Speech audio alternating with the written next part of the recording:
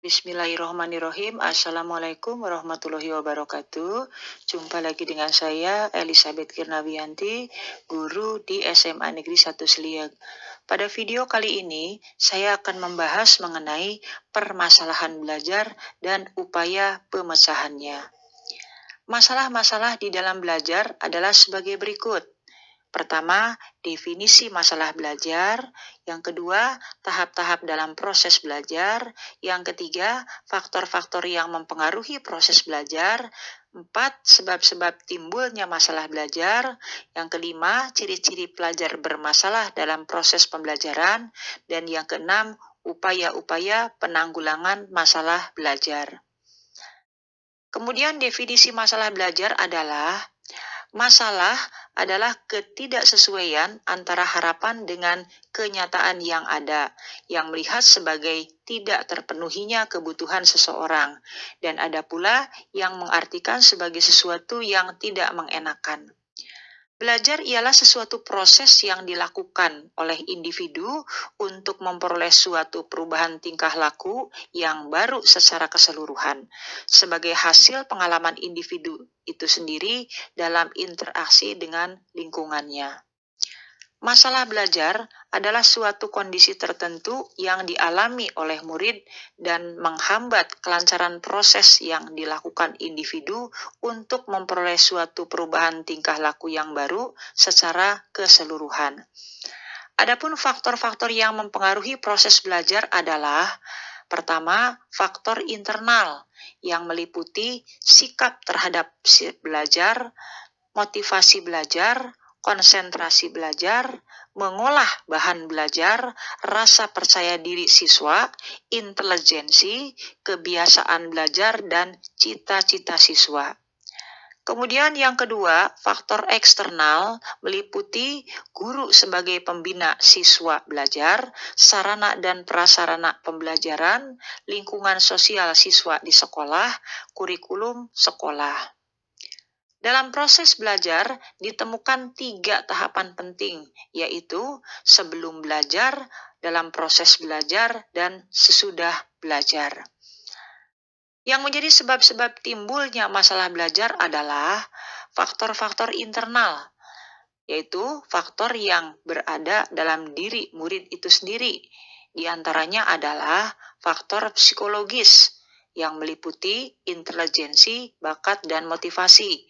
Kemudian yang kedua adalah faktor fisiologis. Ya. Kemudian faktor eksternal, yaitu faktor yang timbul dari luar diri individu, yaitu berasal dari 1. Sekolah, yang meliputi metode mengajar, hubungan guru dengan guru, guru dengan siswa, dan siswa dengan siswa, serta sarana dan prasarana. Kemudian yang kedua adalah keluarga, meliputi keadaan ekonomi keluarga, hubungan antar anggota keluarga, dan tuntutan orang tua. Yang ketiga, lingkungan masyarakat, antara lain meliputi media cetak, komik, buku-buku pornografi, media elektronik, TV, VCD, video, PlayStation, dan sebagainya. Kemudian ciri-ciri pelajar bermasalah dalam proses pembelajaran adalah pertama, ciri kognitif. Pelajar bermasalah yang terjadi dalam proses pembelajaran biasanya menghadapi kesukaran dalam mengkaitkan pengetahuan yang tersedia dengan pengetahuan baru atau sukar mengaplikasikan pengetahuan tersebut dalam situasi pembelajaran. Yang kedua yaitu ciri akademik. Ciri akademik yang ada di kalangan para pelajar biasanya meliputi masalah membaca, lisan, tulisan, dan matematik. Banyaknya pelajar yang bermasalah dalam proses pembelajaran yaitu menghadapi masalah membaca. Pelajar yang memiliki kemahiran sosial yang lemah akan sulit untuk mencari teman, dikucilkan oleh pelajar lain, dan jarang berinteraksi dengan guru. Akibatnya, harga diri mereka pun rendah dan menyebabkan mereka bertingkah laku negatif yang menyakitkan orang lain. Yang berikutnya adalah ciri sosial dan emosi. Kemudian yang terakhir adalah ciri tingkah laku. Sebagai pelajar bermasalah dalam proses pembelajaran, mempunyai masalah mudah terganggu, terlalu aktif, dan resah, tidak mengikuti arahan, dan sebagainya.